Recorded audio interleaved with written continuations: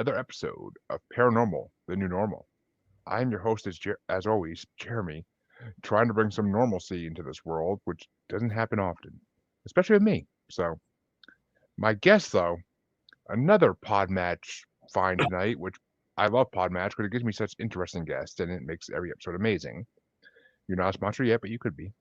Just saying. My guest tonight, though, is Demi Wylde, and he is the CEO of Wild Heart Media, and he, like myself, is a multi-podcaster.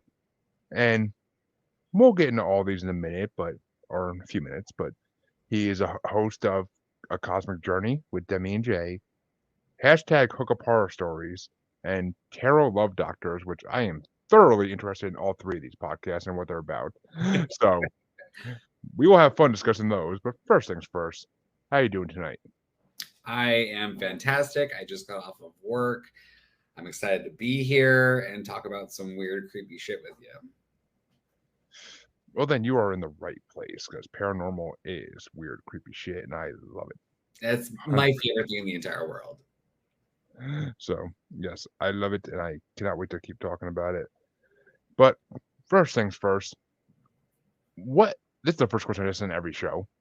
What got you into the paranormal, supernatural, spiritual world, whatever you want to call it? Well, honestly, I've been into it my entire life. You can ask my mother. I was super into I can remember back to being 12 years old or 13 years old and being in Borders bookstore. You remember Borders bookstore? I had a Walden Books, but yeah, I knew what Borders was back then. Yeah, so I was that weird 11, 12-year-old kid who would just be sitting there in the witchcraft section and reading about ghost stories and stuff. I've always loved a ghost story. I've always been terrified of a lot of things, and so I always was just super into this weird dark part of the world, and it's a really cool thing to be into, I think. It is. I love this world, and I have since I was a elementary school kid as well, and it's just something that always appealed to me because I always felt like there's more to this world that we don't know about, and we should know about it because we're living with it. Yes, 100,000%. There's got to be more of the world because number one, I'm a pretty spiritual person, so I'm really into astrology. I'm really into synchronicities, angel numbers, all that stuff too. I'm into that stuff. So I believe that there has to be something else because there's certain things in this world that we just can't explain. And we'll get into a lot of the stories that I have, but definitely there's more to the world that meets the eye. Well, exactly. And since you said that, well, this show was initially just about people who experience stuff. So if you have experiences, I love to hear them. That's why I started this show. I've got a few. Number one, I'll tell you my ghost story. So me and my friends used to be into ghost hunting. So I grew up in Riverside, California, which is if you guys don't know, that's the Inland Empire from Los Angeles. It's very hot. There's not a whole lot to do, a lot of suburban areas. But a lot of really interesting, creepy areas too, to go and hang out and find. One of my favorite, we used to just get high in cemeteries when we were in high school.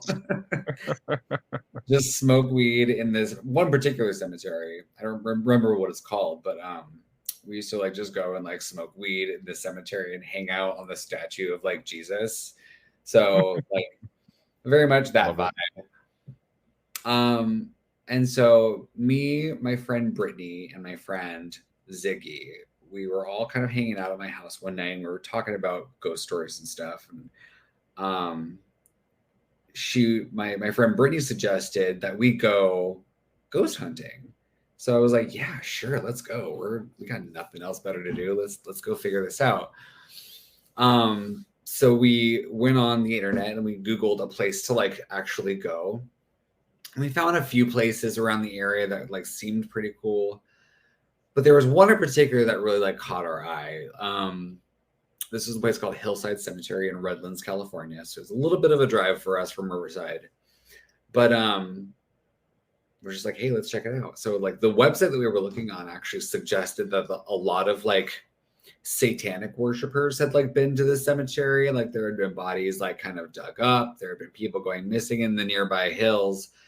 It was kind of a weird place to kind of like, okay, we got to check this place out. And so we finally we scouted during the day first. So we went one time during the day. I brought a pendulum with me. I didn't really get any like messages on the pendulum or anything. But we did wander around and we like kind of saw the landscape of everything and like came back later on that night.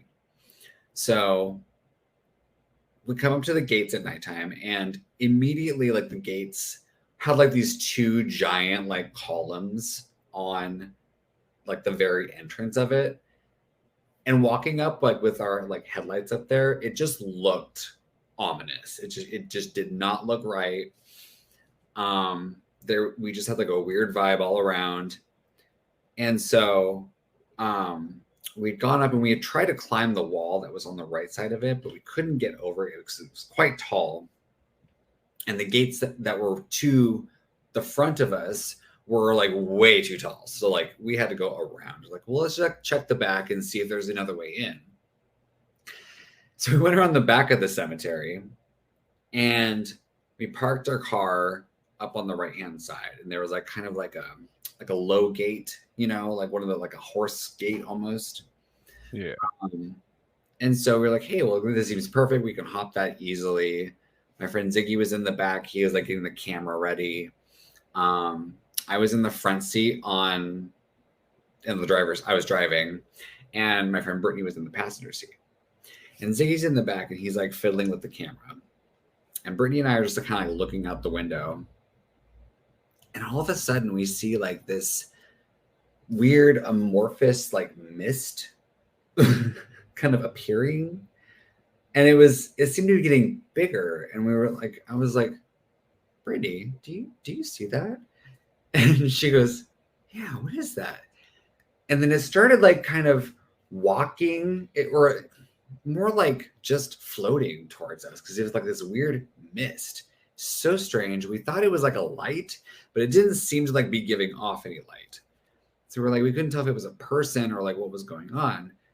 And it gets like basically to the gate and we realize like this thing has no shape and it's like coming towards us. And so I was like, Brittany, what the fuck is that? We gotta go. And so I don't think I've peeled out driving so fast. I immediately went just like pedal to the floor. Like, gotta get the fuck out of here. My friend Ziggy in the back, and he's screaming the whole time. And he goes, what? He didn't even see it. But we fucking peel out so fast, adrenaline running. Brittany and I are just like, what the fuck is that? What the fuck was that? It was the craziest thing I think I've ever seen in my entire life. And I have a witness with me that saw it as well. To the life of me, I don't think either of us could explain what it was. Obviously, it was some sort of spirit.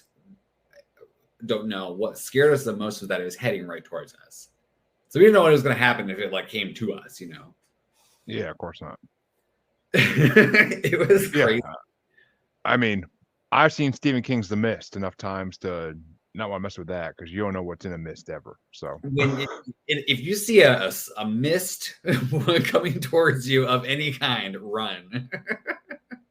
Yeah, I mean, unless it's just a pure natural one, of course, but you can see what's in that. You can see through that usually to some degree. If it's a supernatural mist where you can't see anything, it's like, yeah, you hightail it out of there unless you want something bad to happen to you, most likely.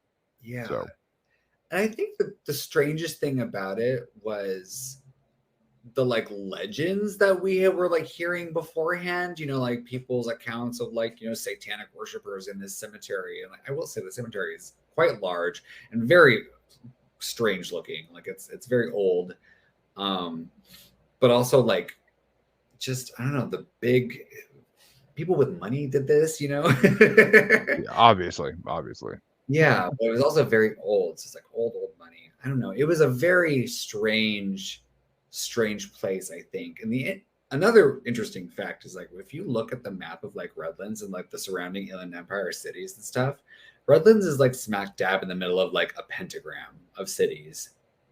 Like you could like map it out on a map like a star. Like it's I mean, lifestyles of the rich and famous in California have led to some interesting roads before, so I could see the rich and famous being into satanic stuff because that's definitely happened before. I mean, the whole Bohemian Grove this is cult Redlands. Like I out don't there. think people are famous out there. Yeah, people are people out there. So like even weirder, like if people don't know what you're if people are like not interested in what you do, then you can yeah, like be in like secret and like be doing even weirder shit, you know? exactly. And yeah, I mean, I could. The rich have money to do things, and they get into weird stuff because they get bored of the usual stuff. So I could see some strange things happening out there. And so, were you always interested in like occult type stuff like that? I mean, I've always been myself. Like the idea of being in a satanic cult, like when I was in high school, was like a dream. But as I got older, I smartened up, and I'm like, yeah, maybe not a dream, but definitely be Not a interesting. good idea. I mean, there is But something like very alluring about having all your needs met, you know? God, Like yes, I think that's why people are so interested in like socialism these days. Like, you know, obviously there's things that aren't being addressed, and you know, it's romantic to think that this community can take care of you in such a way. But that being said, um, also realizing that that cult like mentality is so toxic. Like things can go wrong very quickly. yeah, it can. And I mean, we've all seen too many movies to believe that everything has to do with the occult. This isn't. You don't get what you want without paying the price. That's just the way it goes. One of my And you, favorite podcasts actually is Sounds Like a Cult. I listen to it all the time. They just did an episode on the cult of RuPaul's Drag Race, which is a very interesting episode. But yeah, it's all about cults. It's all about like, what's that one? I've seen the Nexium documentary on HBO, but there's that one in like the 90s with all, like the suicide, like all the suicides. Not to laugh at suicides, but I find how people can come to these realizations and think that okay, yeah, the whole process is very interesting. yeah, it is. I mean, it's got the occult has an interesting history in the world. I mean, going back to ancient Greeks, ancient Romans, like there were cults back then like crazy, and they all did different stuff to appease different gods and whatnot. It was all Yeah, very shadowy, and there were shadow organizations back then as well as there is today, supposedly, which I do believe there are. But so 100%, it just world is a weird, creepy place, and there are things out there that the norms will never understand, and we don't look into it too deep because we don't want to pay the price for it. So, I mean, we all heard the story of famous rock legends and whatnot who try to sell their soul in order to get fame, and how badly they all ended up having it. So, yeah. 100%. So, any other experiences you've had? Yeah. Before I get into that stuff, I wanted to just like mention or like circle back. So like I think by extent to answer your first question, I think was what got you into like paranormal stuff. Um I've always been that way. But to take it into like the public like this, because it's always been like a very like not a secret, but like, you know, it's not something you bring up at like a dinner table with your family. Yeah, usually at least. Usually, unless your family's like super cool, like mine was. But my Yeah. other half of the family, if I mentioned this, is like, are you okay? Um, but I think like what brought me like into seeing the light, I guess, was my friend John or Jay, I should say. Sorry.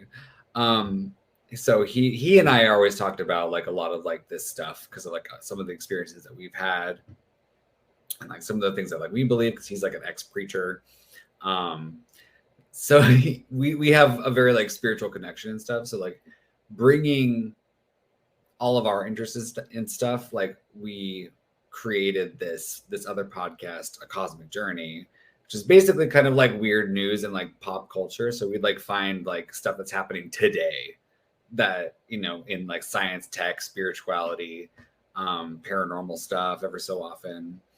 It's like we would talk about this stuff like all the time. It's like, let's just make a show about this. So yeah, like it, like I think like hiding it was like a kind of a big thing for a lot of people, and especially early on for me. Like I just didn't know where to outlet it, you know, this interest. Exactly. I mean, and that's the best way to do it, is to start a podcast about something you love. And because podcasting, as I've been told and as I believe, is a labor of love. Mm-hmm.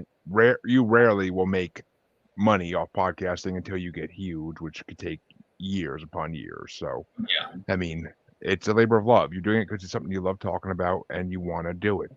Yeah. But so, said you had another experience. My curiosity is killing me. Okay, so I have two more stories. So one I'll let you choose. So I have a synchronicity, perhaps a visitation, or a reptilian story. Oh, oh, oh! Of all the choices you give me, that's the three-way I gotta choose between. Well, it's two. It's a synchronicity story / like a visiting, or a reptilian story. All right, we'll save the reptilian story for last because reptilians are always a fun topic. But I love synchronization and I love visitation, so we'll go with that first. Okay. So this is what I think solidified a lot of like my adult beliefs that there's more to the world than there really is. So I was going through a pretty bad breakup back in 2016. I was heartbroken. I was very emotionally like not well. I was drinking a lot, having a lot of problems, and also on top of that, going through a bad breakup. So I decided I'm like, I need help. I need to like get out of here. I basically need to like go someplace and start over. And so I had basically packed up all my things, and I had bought a plane ticket even to go to Sacramento, where I was going to live for the next like couple years. And so, but I had so much stuff because I had like basically lived like the last like 6 years of my life like in this place. Now I have to like pack up my entire life and bring it to another place. So I had all these totes of things. And I'm like, I don't know how I'm gonna like get this there because I'm going on a plane, you know. So I had got a phone call that week. So I bought my plane ticket for like that Saturday. I got a phone call from a friend of mine that I hadn't even spoken to or heard from in like years. And he asked me like, how am I doing and everything? I'm like, oh, you know, not great. I'm like leaving. He goes, oh, yeah, me too. I'm going back to like, you know, Riverside. Like, and I was like, what? Where are you? He goes, I'm in Seattle. I'm like, I am too. And I was like, oh, really? He goes, yeah, like I'm moving back to Riverside like on Saturday. And I go, what? Like, how on earth are you going on Saturday? I'm going back. I'm going to Sacramento on Saturday. And, you know, come to find out, so whatever happened, like, you know, we had both like synced up into going into the same direction. My grandmother was actually passing away at the time. So I asked him, I was like, well, how are you getting there? I'm like, I bought a plane ticket. And he goes, well, I already rented a U-Haul. And I was like, what in the fuck? How did this happen, you know? So the way it worked out was I would drive and drop my stuff off at my new place in Sacramento and then continue down to Riverside to go visit my grandmother who was passing away. And then just come back up later. So I was in such a need or a state that I literally needed help. And somehow the exact thing that I needed just manifested. Life works that way sometimes. Not only that, but by the time I had gotten back to Sacramento, I'd been there for maybe a week or so. My grandma had actually passed away by this point. And I got a phone call from my mom. It said, "Grandma's gone." I was like, okay. We knew this was coming. She had cancer. It wasn't out of left field. But I was like, okay, great. I'm in Sacramento. It's, everything's cool. Went to bed that night. Had probably the most vivid dream I've ever had. And I've had vivid dreams before. And I do have vivid dreams. But this was something very strange. It was almost cartoony, but it felt real. And I was all of a sudden in my grandmother's kind of old folks park. Yeah. And I was walking with her. And I was like, Grandma. I was also very aware of what was happening in this dream, which was a very weird thing. It was almost like a lucid dream. I was very kind of I am in control here. Which I don't have lucid dreams very often. I don't think I've ever actually had a lucid dream. I think I've maybe had one in my entire life. But this in particular, I don't consider a lucid dream because this didn't feel like a dream. It was my grandma had come back that night to say goodbye one final time to me. So we're walking through her park and we're talking, and I got a chance to tell her, my grandma, you were one of my best friends. I love you. I adore you. And then she said, okay, we had gotten to the end of this path, and she goes, okay, well, I gotta go now. And it was just a giant bright light in front of me. She goes, I've got to go. She gives me a kiss and she walks through, and immediately I wake up. Yeah. And I was like, holy shit. What just happened? That was crazy. I've never experienced something like that before in my entire life. Yeah. I mean, actually, that's kind of similar to what my brother happened to him after our father died back in 2017. My dad he had heart issues, and he always had a heart, he'd breathe heavy if he did anything physical, beyond a basic stroll. Yeah. And after he passed, my brother had a dream where he saw my father walking up a hill, and he was running up to him like, Dad, are you okay? Stop. You're going to make yourself start going again. And my dad just looked back and smiled at him and picked up his pace and walked faster. And my brother believed it was basically his way of saying everything's good now. I'm in a happy place. Everything's good. I have no issues anymore. I could walk as much as I want. I could run, and I'm not gonna have any issues. So, I mean, these dreams definitely happen. I am not one to dream basically ever. If I do, I don't remember it. And I mean, I used to when I was younger, premonitions like crazy in my dreams when I was younger, just the stupidest stuff, conversations at school the next, 5 weeks later, a conversation that would happen 5 weeks down the road. I'd have a dream about it, and you just hear this conversation happening near me, and I'd be like, that sounds familiar. And I'm like, oh, wait a minute. Yeah, I did dream about that. And it's but nothing of a consequence. No good premonition. Today at work, I was upstairs, and I'm I'm really craving pasta right now all of a sudden. And I went downstairs to our kind of employee lounge area. Yeah.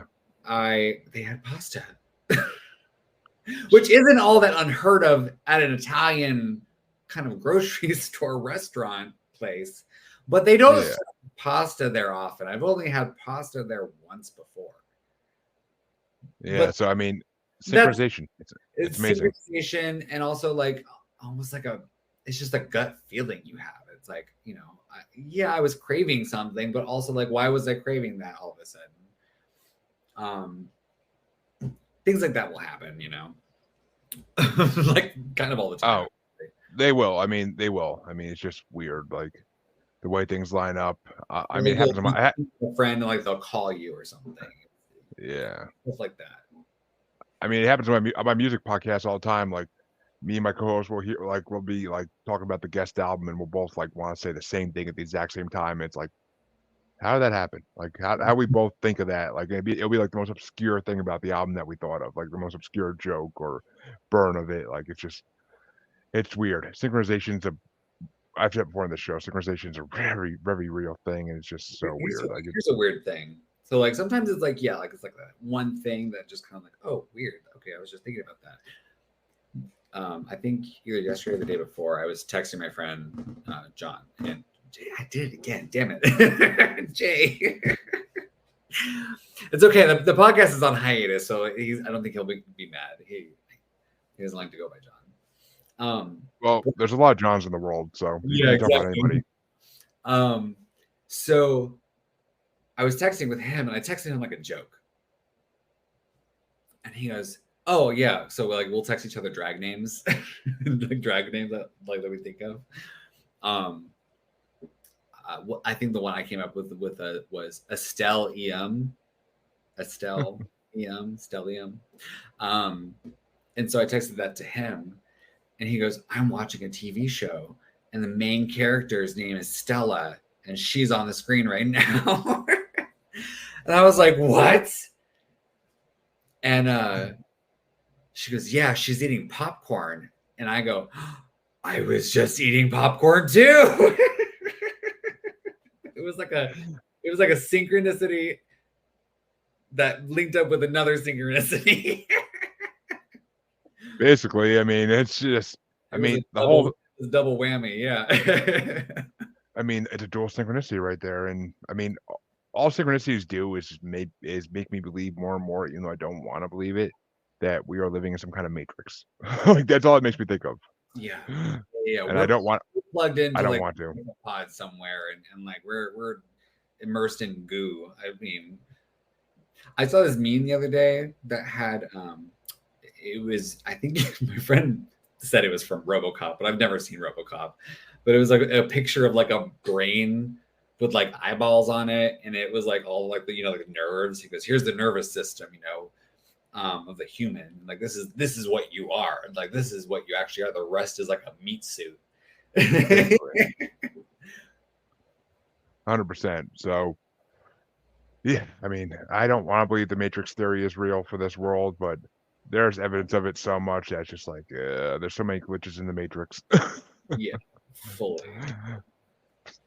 So, but speaking of glitches in the Matrix, let's talk about the biggest glitch in the Matrix that people talked about for the last 150 years. Yeah. Reptilians. Okay. I'm afraid of snakes. I do not like snakes. I'm scared of snakes. Same. Terrified. My stepdad had one at one point, and he kept that stupid motherfucker on the floor in a tank. And it fucking escaped one day. So I've always been afraid of snakes, but especially after that. All this to say, I've maybe have thought of where I've gotten this fear from. I was at my grandparents' house. I was very, very young. I don't think I have like a full memory. I don't think I was like maybe 3 or something. I don't have a full memory, but this is like the kind of like one of the first memories I have. My grandparents at their house, they had kind of like this, almost like a that you see in like a pool outhouse, like the glass. It's kind of like all like in like little miniature glasses. Yes. Like you can't really see through it, but it's kind of just adds a different dimension, That glass was in between my bedroom and the living room. And so I can see everything in the living room going on. I can see if the TV was on, but I couldn't like see, from far away. Yeah. So my bed was right underneath that thing. And I'm in bed, I'm like asleep, and I'm laying down, and I see kind of like movement from behind that glass. Yes. And I was like, okay, like maybe it's I remember thinking like, it's probably grandma, it's probably grandpa going to bed. But I realized that their TV was off, meaning they were probably already in bed. Yeah. And I was like, okay, well, that's strange. And then I see it again. I see it move again. And like it kind of like went like down. I was like, what was that? So I get up from bed, and my grandparents' house was a very scary place. It was huge, first of all. Yeah. And second of all, I had like the floors creaked. They had a giant grandfather clock that was just creepy in the entryway. And they had floor length mirrors in the dining room if you're walking from the entryway, from the kids' bedroom to the entryway to the dining room to the living room. It's like this circle thing. And so I walk out of my room, and I look down the hall, and I go down towards the entryway, and I look down there. I see in the mirror another movement. I was like, what the hell? I get up and I, walk out of the entryway down into the dining room, and I look to the left in the living room. There was a giant, like, brown tail that had like scales on it. Ooh. And it wasn't like a snake. Like it was too fat to be a snake. It was like the size of like my foot. Yeah. And I was like, what the fuck was that? And I just run back into bed, slam the door, put the covers over my head, and don't leave.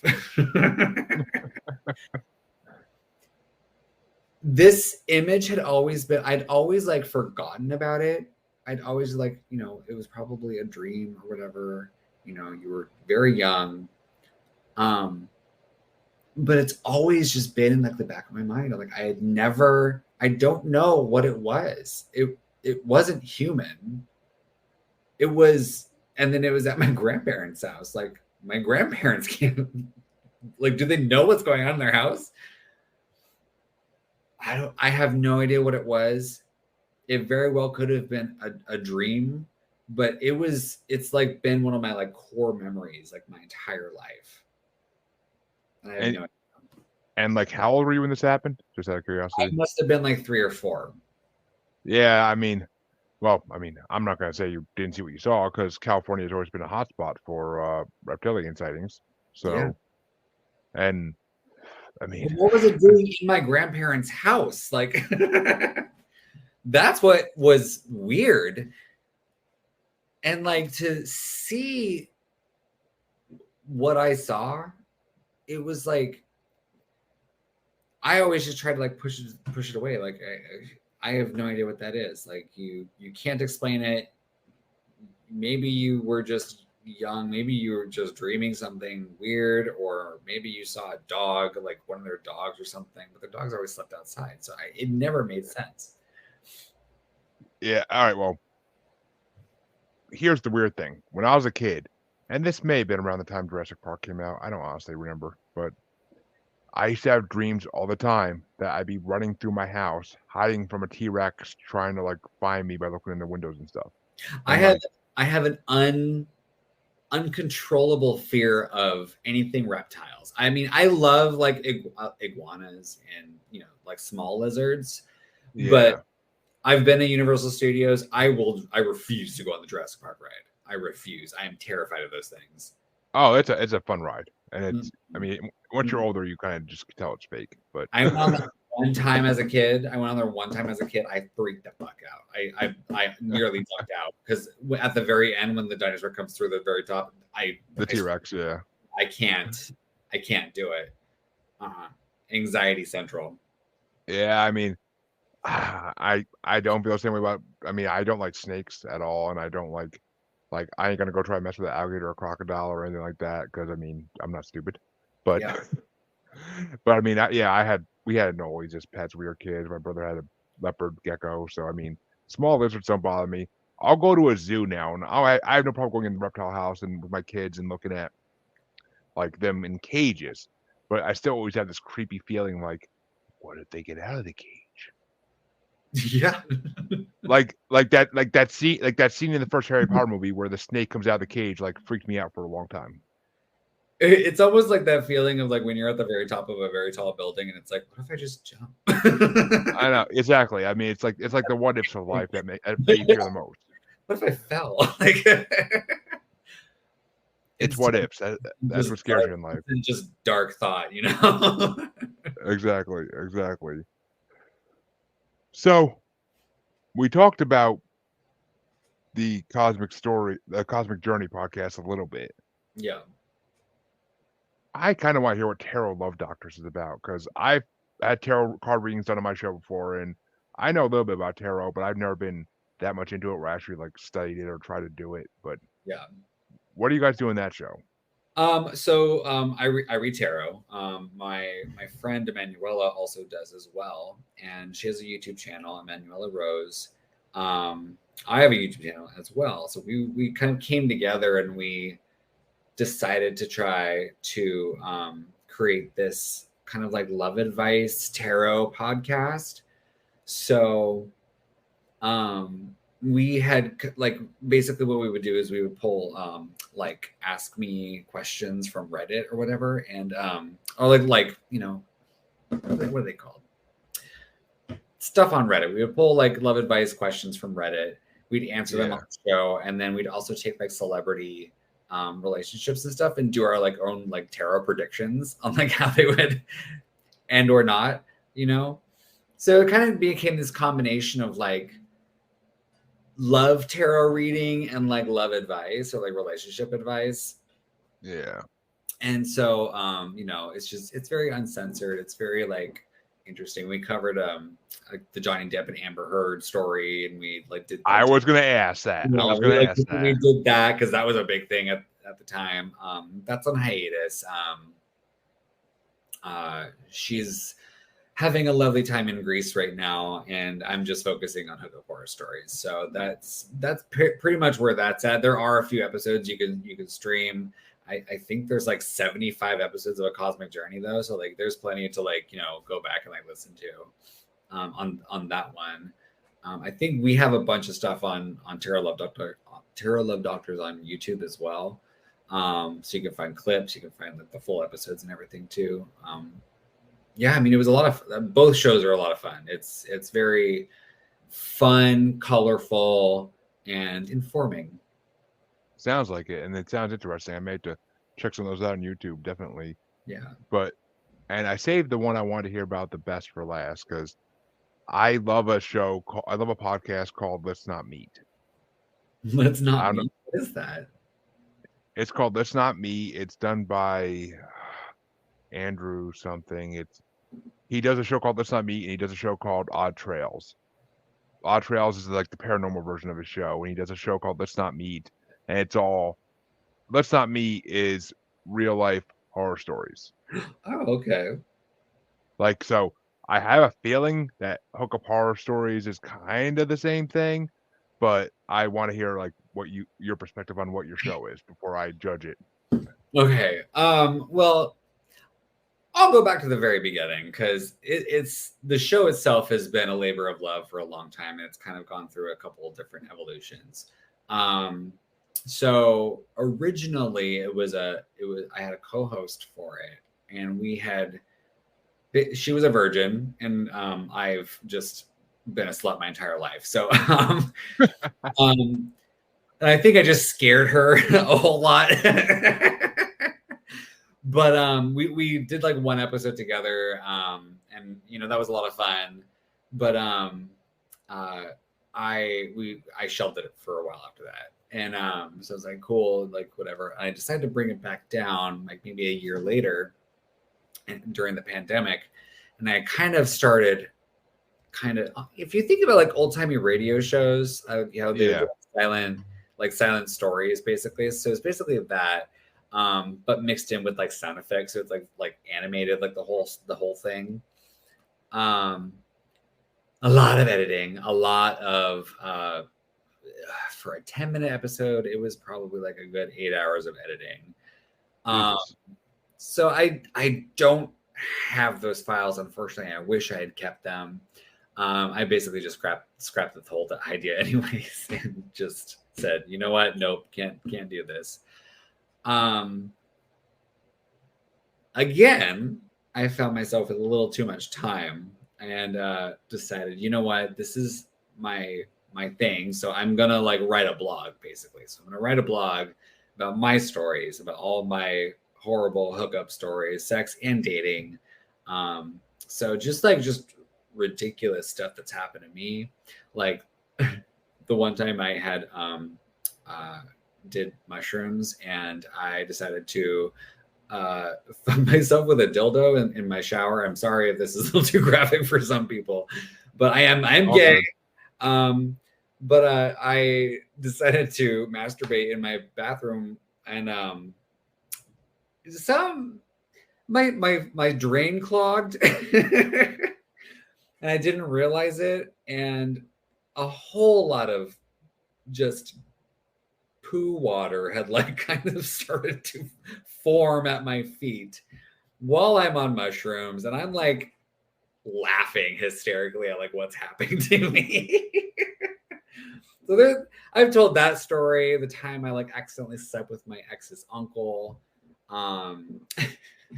losing my virginity, all this stuff, like this ridiculous stuff that's happened to me. And I decided to just turn it into a podcast, interview other people about their hookup horror stories. So it's gone through a lot, like it's gone through a few evolutions. But yeah, I'm currently recording season 2. I have a couple of interviews already done. I got to edit them, and I'm not sure about when they're going to be released just yet, but pretty soon. Yeah, basically just talk about everything that happens, and sex and spilling the tea on sex and dating. So I'm not the only one that has these stories. Other people have stories. I do episodes every so often. Like I just recently. You're not the only one. Trust me. Yeah, I could give a bunch. So yeah, 100%. Yeah. I would come on. Let's talk about it. I'm down, but yeah. So I also do a solo episode every now and then too, and talk about either like a general idea, or I'll talk about something specific that happened to me. Like I just recently did an episode about monkeypox. I had monkeypox a couple weeks ago, so that was wonderful. That was a good time. Yeah. Wow. I mean, I can imagine, but yeah, but it's a fun show. It's like it's informative. It has some like kind of like. I also want to talk about like serious stuff every once in a while. I interview sex workers. Talk about like sex as an actual like topic, like a I don't know. You know what I mean? I get what you mean, and if you're ever interested, I actually know 2 or 3 unfiltered stars who probably wouldn't mind making a guest appearance. Absolutely, send them my way. But I mean, yeah, they're interesting, and I've done multiple podcasts with 2 of them, and the third one's coming on my other show next month, and they're fun people to be around. So I definitely. Yeah, absolutely. I need more hetero people on the show. I have a lot of women and I have a lot of gay guys, but I need some like hetero dudes.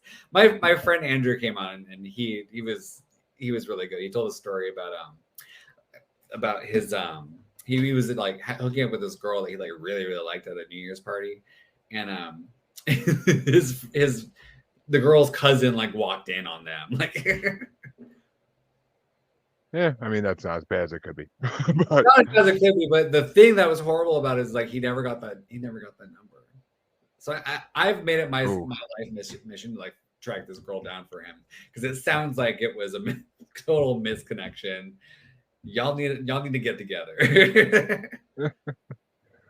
I mean, yeah, I could trust me. If you want me on, I'm hetero and I definitely got some stories. Oh my God, I I was very seeking attention when in that department when I was younger because I was a fat nerd. So I That's was the very thing. I was desperate. I was desperate as hell when I was younger. So Yeah. 100%, I got some stories from that period. But something else that there's something. Well, on your PodMed profile, you talk about star seeds, which I've had a star seed on this show, and I've had a star seed coach on this show before, who also is a star seed. And kind of curious to where you tie into star seeds or what you know about them. I believe I am a starseed. Oh, there we go. I don't talk about it a whole lot. It's just a belief that I have, and a starseed can be anyone. I don't think there's Yeah. a special thing. I think there's a great many starseeds here currently. A lot of Gen Zers are for sure starseeds. But basically, what a starseed is, it is someone that had been kind of sent here specifically for a reason, and that being to raise the vibration of the world around them. And you know, a lot of times starseeds have a hard life. They have a lot of like they've dealt with a lot of like really difficult things in life, but that's only like because they chose that path, you know. But it's Yeah. because of all Well, this. I'm sorry. to some degree, I get what you're saying to some degree. Also, But the world sucks too. So oh yeah, that too. But I mean, the world happens to us too. oh yeah. But I mean, they also usually are prone, from what I've been told, to fibromyalgia, lupus, and other genetic disorders. And Yeah. I mean, my personal belief is because I think it's because their alien spirit is not matching with their human meat suit, basically, and Yeah. that's why all the I have a lot because of weird health stuff. Like I get like horrible cystic acne, like just all kinds of weird health things happen. I I think mean, I think spirit. my wife may be one, honestly, but What's that? I think my wife may be a starseed, honestly. I was talking to her about it a couple days ago, but A lot of star seeds don't know their star seeds. I mean, I don't think I am because I don't show any like signs of being one, but you never know. I could be. I mean, I always felt like I didn't belong in this world, so Yeah. As far as like where a lot of them are come from, I'm not sure of like all that information. I'm starting to realize like you can use astrology to kind of like identify which galaxy you come from. Um, yes. and I'm not 100% on mine yet, but I have to look more into it and like see like okay, well there's certain degrees and stuff that if you look at a star chart or a astrology chart to like kind of pinpoint where you're coming from. You can find out if someone's an alien. It's a very interesting art, astrology is. Oh, But it is. I had a whole episode about it like a month ago or so. I had a astrologist on my show, and he gave me a full reading on the show and everything. It was a very interesting topic, but yeah, and like but it's funny because everything my astrological chart like showed for me matched up with my personality 100%. So that uh-huh. was the crazy part. So they're accurate as hell. Like I truly believe they are. Like just it's the way it's all the things I've been since I was born. So like it just made sense. I was like, wow, that's trippy. Trippy. Astrology is. I think the reason why it's becoming so popular these days is because people are looking for an answer. People are looking for a roadmap to how the fuck do we survive this world. You're not on camera. And I think a lot of people gravitate towards this stuff because like religion's not the thing for a lot of us.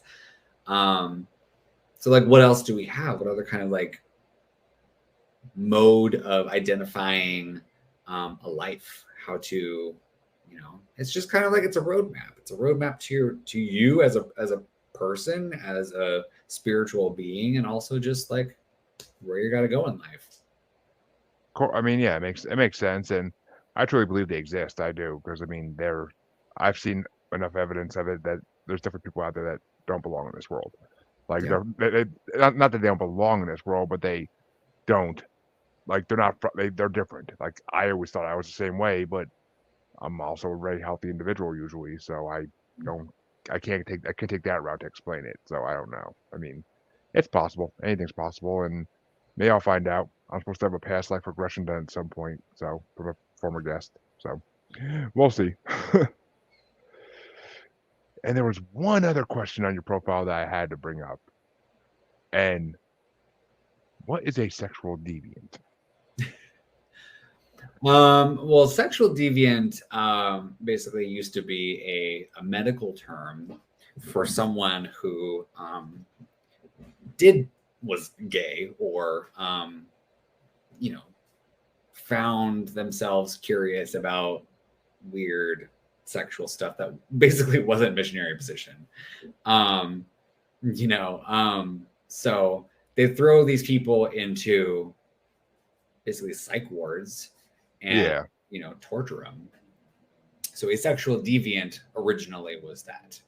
I reclaim it because I believe that words have power. And these days, very few people are not into something that's not, a normal, quote unquote, normal type of sexuality. There's pansexual, bisexual, people who just have a kink or a fetish. So there's all these people originally would have basically been in psych wards, practically everybody in the world at one point in time. So the world's not as vanilla as it used to be. That's the way I like to put it.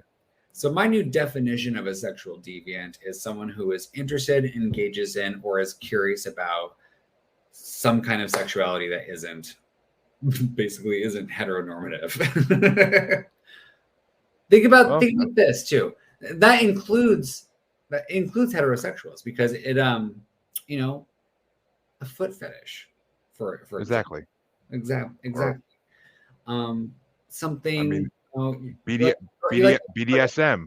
There are so many straight people into the BDSM area. It's ridiculous. And BDSM is probably, if you want to know about sex, if you want to learn about sex, those are the people you got to ask because they know. They are so next level with their sexuality.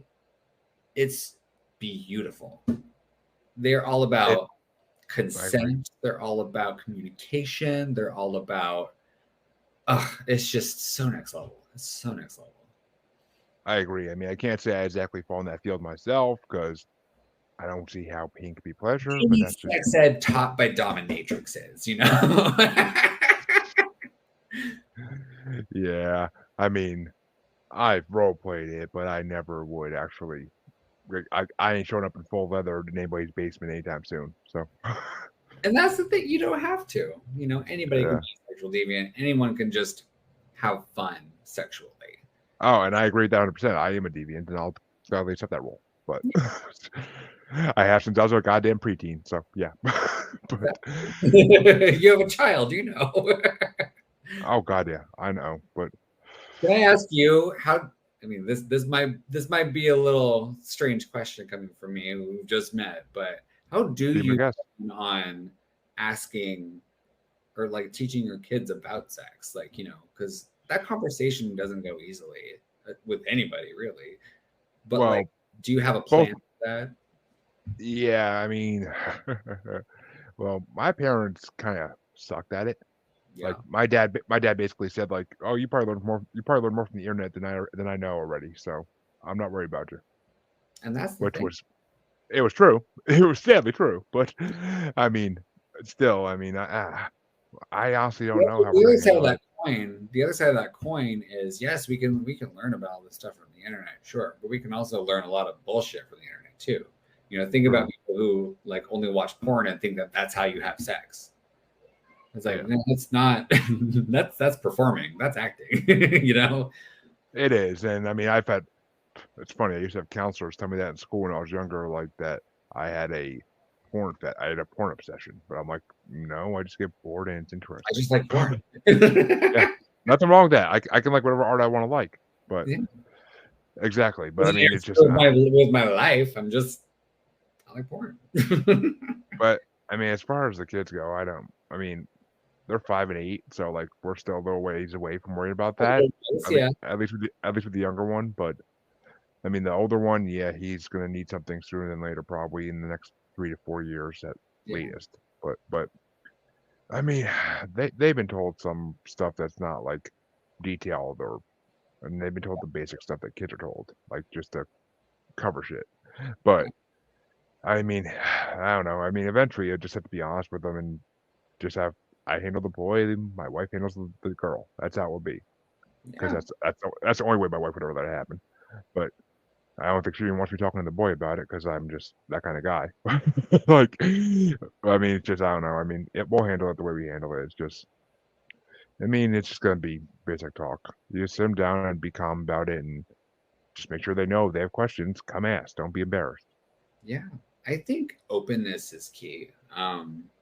Especially like early on, because like, I don't think there should be shame surrounding insects. I don't think it should be a scary thing. I think it should just be like, hey, like I walked in on my mom when I was very young having sex. So like I think it was that kind of like, and then she was very kind of like, oh God, about it the whole time. And I think that instills fear and instills shame. It's like, oops, you weren't supposed to see that, but here's what happened. Oh, trust me. We woke up. We were having some morning delight one morning, and all of a sudden, in the middle, I hear my son say, "What are you two doing?" So yeah, I mean, trust me. I mean, How did you we react? grabbed a blanket first, but Well, yeah. two two played it off as, oh, we were just I was hugging mommy. Like, I mean, and they were this was a few years ago, so like it worked. But Yeah. Yeah. I mean, it's just the way it is. I mean, it's gonna happen. It's happened more than once, but especially because the locks in my new house that I live in now, they don't lock appropriately a lot of times. So Yeah. it can be interesting. Like my daughter just burst in here during the beginning of our show because I thought I locked the door, but apparently it didn't work. So I mean, it's just it's the way it goes, and it's whatever. I mean, it Get the happens. best you Like can. it's life. You take it a day at a time and hope you survive. That's basically the way I see it. But and I mean, it'll all happen in time, and it'll be easy. I think like saying, they're still young. They don't need to know all that just yet. I think daddy hugging mommy was totally fine in that respect. Yeah, But exactly. yeah, like I just being open, be like, yeah, we're having sex. I think like keeping it out of the shadows of that is like a really important thing, especially for like young people. But you also don't want them to go to like school and repeat things that you True. tell them to do. So True. that's the thing, like, because that's how you get your kids taken away from you. True. I mean, that's just the way it is. But Yeah.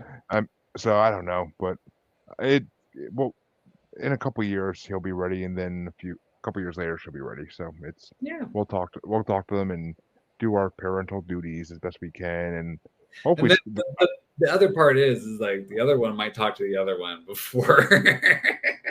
oh, I mean, see, One of I them, was one you kind of teach them both.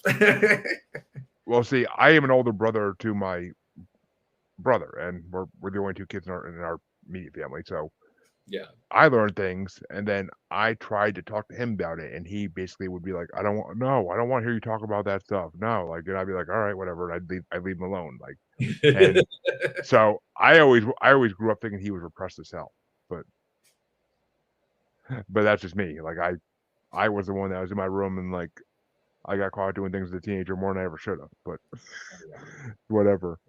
Like my I mom, still log, my mom, log my mom would yell at me constantly like, why do you always have to do it? Like, why are you always doing that? Like, I'm like, because I want to and it feels good. Okay. Like that's all I need to say. Yeah, that's it. But I mean, it's just, we could definitely talk about that more on your show sometime because For my sure. roast, my, I'm not. I've had a porn star on my show before because he believes in basically sex with ghosts. I forget what he called it, This but is a huge thing these days. This is a huge thing these days. And I don't know where it came from. There's this woman on Instagram that I follow called Patty Negri. Negri, I think her name is Negri. But she's a psychic medium, and she goes on talk shows, and she talks about how ghosts have sex with us, like, and we don't even know it. It's like, what? I mean, and it was. I just looked it up on my episodes, but it's called spectrophilia. Spectrophilia, yeah. And like, and yeah, I mean, well, I mean, sometimes my house has spirits. The couple that built the house still live here, but and it's weird because sometimes my wife would be down in the basement with me getting laundry or like taking care of the dogs, and like she'll feel like it feels like someone's rubbing her hair and like or like someone's rubbing her shoulder, and like I'm in the other side of the room, so. Um, I have one last paranormal story for you, actually. Good way to end it out. Let's do it. They ended out, yeah. I know. I could talk about all the other stuff all day long, but I have one Same. last story for you. So I totally forgot about this. I don't know why I haven't told the story yet. When I was like maybe like 13 or 14, like I felt a presence in my parents' place, and I called him Fred. I always felt him just like in the room whenever he was there. Sometimes he would appear as a shadow, sometimes he wouldn't.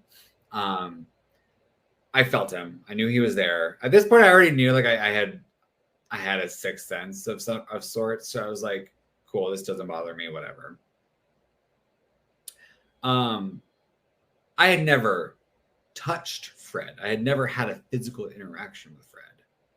Yeah. And he's always just kind of like been a presence there. So one night, I'm in my room. I love my bedroom because I had a balcony, which was great. I had a lock on my door, which was also great for a teenager. I think it was like 14 or 15 at this point. Or maybe a little younger than that. Maybe I was like 13. But like had the lock on the door, I sleep with the lock on the door. My balcony window was closed. And one night I was asleep and I felt someone rubbing my head. And I like didn't realize it at first but like I felt this thing rubbing my head, and I woke up and I'm like, I still felt it. And I was like, I jumped up and I looked behind me. There was nothing there. There was nothing there. Someone was caressing my head. And it freaked me out. I was like, if that was Fred, it got a little weird after that. I was like, I don't think that was okay, Fred. You shouldn't be touching me in the middle of the night. But I also like it crossed my mind that it could have been like my parents, but my door was locked. Like my mom like wishing me good night, but like my door was locked. It was the weirdest thing in the world. I'd never been touched by something. Yeah. It was so fucking weird.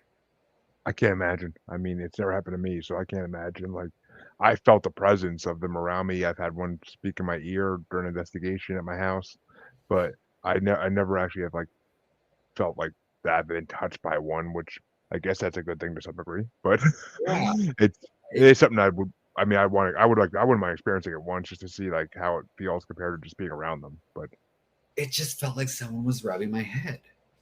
And like I was asleep. So like it was like at first I was asleep. And I felt it as if they were like trying to wake me up almost, Yeah. And I just felt it, and I like opened my eyes and I still felt it, and I was like, wait a second. And I just like looked up, there's nobody there. It was the weirdest thing. It was so weird. But yeah, that's all my paranormal stories. I'm glad that I could make you relate enough to remember a fourth one. So 100%. That's Yeah, awesome. yeah. You triggered that memory. Yeah, my wife says I do that a lot, but before we wrap up, why don't you once again tell them your podcast names and tell them where they can find you and your shows? Well, mainly just look at, I have a website, DemitriWylde.com, DemitriWylde.com. You can find all my information there. Instagram, Demi Wylde, Twitter, Demi Wylde, TikTok. I talk a lot about paranormal stuff on TikTok. So I have been doing a lot of like haunting stories. So I live in LA. So I'm doing like a haunted Los Angeles thing on TikTok right now. So you can find all that there. And then my podcast, Hookup Horror Stories, that's the one that's currently being worked on. The other two, you can always like stream old episodes. That's always a good time. A Cosmic Journey or Tarot Love Doctors. You can find both on anywhere you get podcasts and on YouTube. All right. Well, I definitely advise my listeners to go take a look if that's something that tickles your fancy, because I know I'm going to be checking it out. I don't listen to podcasts anywhere near as much as I used to, because I now work from home and I have a TV while I listen to podcasts. I mean, that's just my personal feeling, but I do listen to them occasionally when I go out in the field. But Yeah. so I will try to listen to some of them, because then I hopefully will be on one of them at least. So we'll see. Yeah, for sure. We'll set it up. We'll have you on soon. All right, cool. And as all my listeners know, you can find me on Facebook as Paranormal the New Normal / Maniacal Music Musings podcast with a S Facebook group. You can find me on Twitter and the Gram as @JuggaloBastard. You can find us on TikTok as @JuggaloBastard Podcast, and you could find us on YouTube as Paranormal the New Normal. All the videos, all my interview videos are on YouTube already, so they get uploaded the day the episode releases. So Also, I had to laugh when you followed me on Instagram as Juggalo Bastard. As in what?